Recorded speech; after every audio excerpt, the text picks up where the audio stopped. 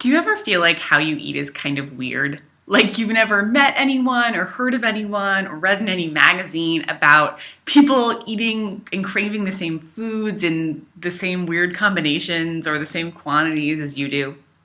If so, you're in the right place. In this video, I'm going to talk about how being kind of weird around food is one of the best things that you can possibly do, and some weird ways that I eat. I'm Katie Seaver, and I'm a coach for women who have it together in their lives but are really frustrated with their eating. So let's dive in. Let's talk about this first thing, like you eat kind of in a weird way. I believe that letting your weird flag fly around food is one of the best things you could possibly do for two reasons.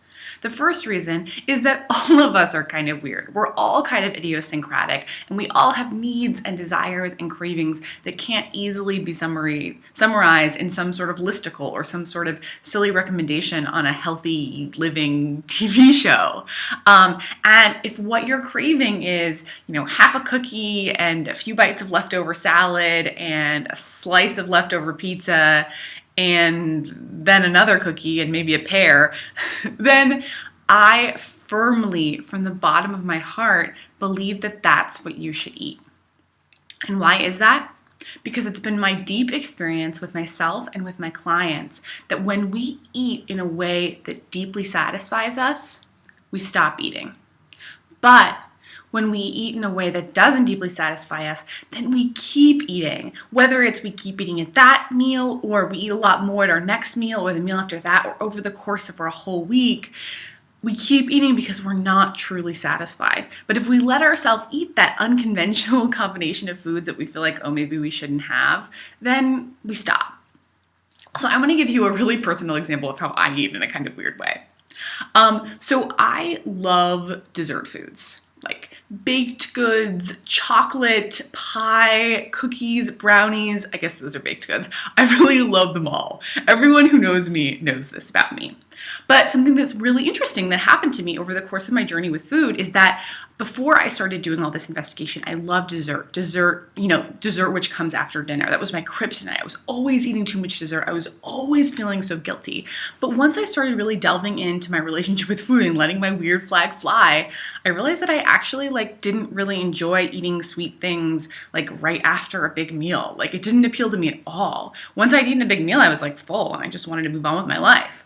And in fact, I realized that I love eating dessert before a meal. I love having half a cookie or a brownie or a little piece of pie or something before I have a meal. And actually, I often like it best at lunch randomly.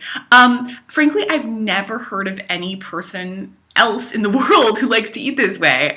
I also don't necessarily like vegetables at the beginning of my meal. I don't love a beginning salad. I would almost prefer a salad at the absolute end of my meal with some protein. I want sugar and then carbs up front.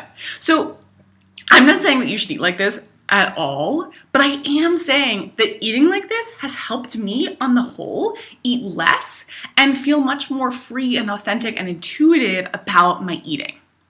So that brings me back to the whole point of this video. I have so many clients, I have so many women I talk to who are just oh, I'd love to just have a few M&Ms with my lunch, but I know M&Ms are really bad for you. And it's just what's bad for you? Eating this enormous healthy lunch that you didn't want and then eating more later that you didn't want because all you wanted was a small handful of M&Ms. Eat the freaking small handful of M&Ms. Let your weird flag fly. Eat like yourself. So that's the main point of this video.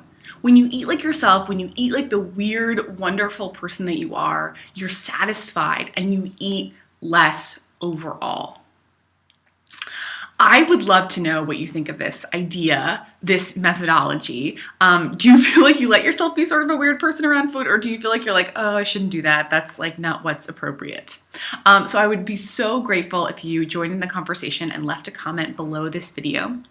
If this advice resonated with you, there's a lot more like it at katieseaver.com. And until next time.